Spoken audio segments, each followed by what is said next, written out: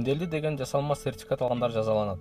Эмделгиси келбеген адамдар акча алып, аны вакцина алгандардын реестрине киргизип берүүнү сунуш кылгандар пайда болгонун Саламаттык сактоо жана социалдык өнүктүрүү министрлиги кабарлады. Министрлик андайларга ишенбөөгө чакырды. Саламаттык сактоо жана социалдык өнүктүрүү министрлиги коронавируско каршы эмделди деген жасалма сертификат жасап бергендерге карата тийиштүү органдар чара көрөөрүн кошумчалады. Эгер кармалып калышса документ жасаткан да жасатып берген да адам жоопко тартылаарын эскертти. Кыргызстанда коронавирус эпидемиясы башталган 2020 жылдын март айынан бери бул вирусту жугузгандардын саны 170 миңге чукулдады. Алардын 2,5 миңдеги каза болду.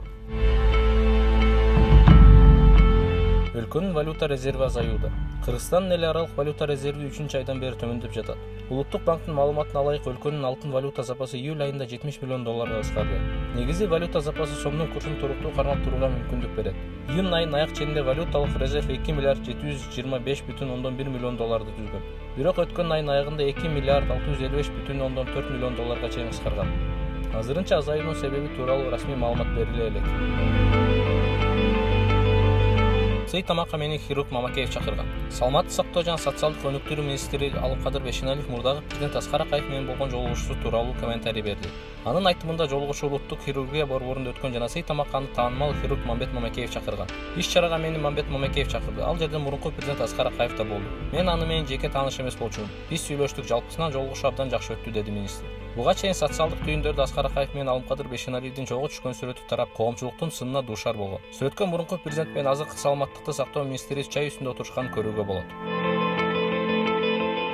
Өзбекстан толугу менен латын алфавитине өтөт. Өзбекстанда 2023 жылдан тарта бардык мекемелерде жана расмий кат алуушуларда бир гана латын алфавити колдонулат. Өзбек өкмөтү толук латын алфавитине өтүү боюнча жол картасын бекитти. 1-августтан тарта өлкөдө латын алфавитин гана колдонуу маани берилет. Иш кагаздарда жана бланктарда эми бир гана латын тамгаларынан турган өзбек алфавити колдонулат. 2023 жылдын январь айынан тарта бардык мекемелер менен расмий кат алуушуларда бир гана латын алфавити менен колдонулат. Өлкөдөгү бардык басма сөз органдары, электрондук медиа, кабар сайттары, басмаканалар да латын алфавитине өтөт. Алфавитке киргизилген өзгөртүүлөрдөн кийин Өзбекстандын түрк тилдүү өлкөлөр менен болгон карым-катнашы жаңы деңгээлге чыгарып күтүлүүдө. Түркия 3 айда туризмден 3 миллиард 628 миң доллар киреше тапты. Түркиянын туризм кирешеси бул жылдын экинчи чейрегинде 3 миллиард 3 миллион 628 миң долларды түздү. Түркия статистика мекемеси бул жылдын апрель-июль мезгилине карата туризм статистикасын жарыялады. Ага ылайык туризмден түшкөн киреше экинчи чейректе 3 миллиард 3 миллион 628 миң доллар болду. Туризм кирешесинин 73,1% чет өлкөлүк туристтерден түшкөн. Чет элдиктер Түркиянын негизинен саякат, көңүл ачуу, спорттук жана маданий иш-чаралар үчүн келишет.